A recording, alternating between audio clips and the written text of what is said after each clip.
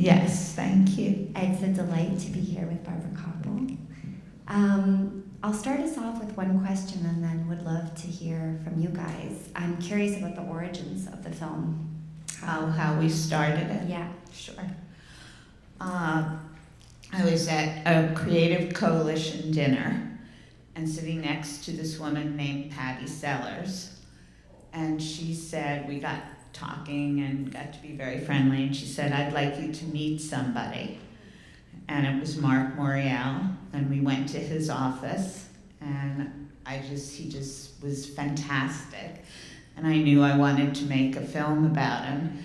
And he said, and I want you, Barbara, to meet Janet Murguia. We worked very closely together, and that's how it started. It's so unique because I think many filmmakers would think, well, I'm going to make a sort of, the biopic documentary of the one leader and trace his or her trajectory from childhood to the present. But what I think is so unique is that you're telling the story of like a friendship, a professional collaboration, a personal collaboration, and then opening the door to a story that's not just about sort of the one pioneering hero, but about the connections and the relationships they're making together. Was that something that came to you really early in the process, or did that emerge as you were filming? Well, the magic of documentaries is that you don't know what's going to happen. And so we just were there. We just followed them along, and whatever happened, we went for it. And we met incredible people like Bradley Cobb and Rose Escobar and, Mark's children. Poor Mason. But for me, it was just a very important thing because I don't want people to forget what happened. And it seems, unfortunately, very timely now, this film.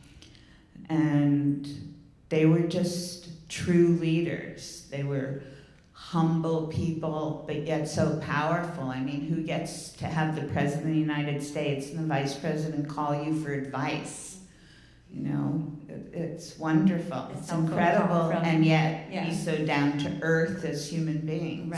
Right. And I think, as challenging as I'm sure the pandemic was, we see these sort of intimate moments that you may not have captured or have had access to in the same way had you not been asking protagonists to, film themselves or beam themselves out to you through their... and let us into their homes. Right. Yeah.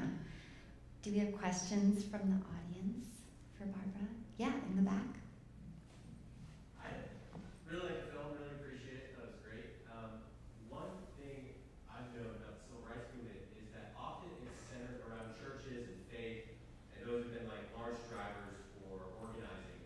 But in this film, it wasn't, I don't know if there's any focus on these moments of prayer that we captured from these more intimate conversations or any rallying in churches. And I'm wondering if that's not a part of this civil rights movement, or if that's something that didn't make the cut and if not why. Well, at the beginning of the film, you see Mark in church rallying the people and telling them to vote. During this period, it was COVID, and so it was very hard to get people together. People were frightened. People wore masks. It was amazing that people went out and protested during that period. It was a total lockdown. But Mark is in a church before COVID came, talking to the congregation. Yes, in the front. Thank you. I just love this film on so many different levels. I really want to pick up on what you said about different model of leadership and the ways in which your portrayal of both of them showed their capacity to build coalition all the time. Like they were never not building coalitions. So I'm wondering, the Jared Kushner thing felt sort of, like a long time ago, even though it wasn't.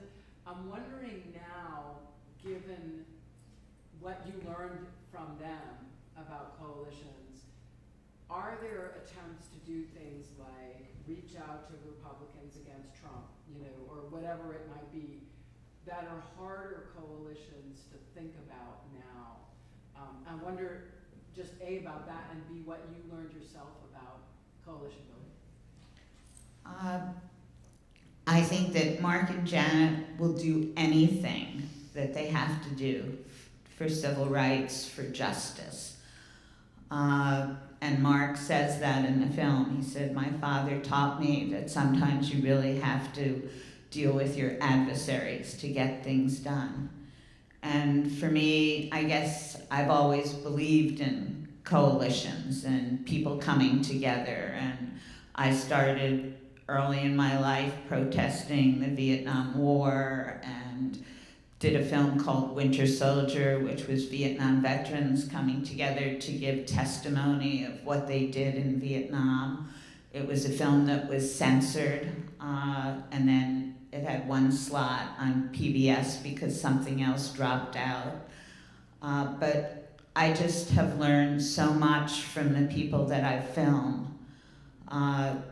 For me, being able to do this and know that these people aren't going to be forgotten and that their stories and their power and everything that they have will be remembered because we captured it on film is why I do this work. And I would go through anything to be able to tell stories. So.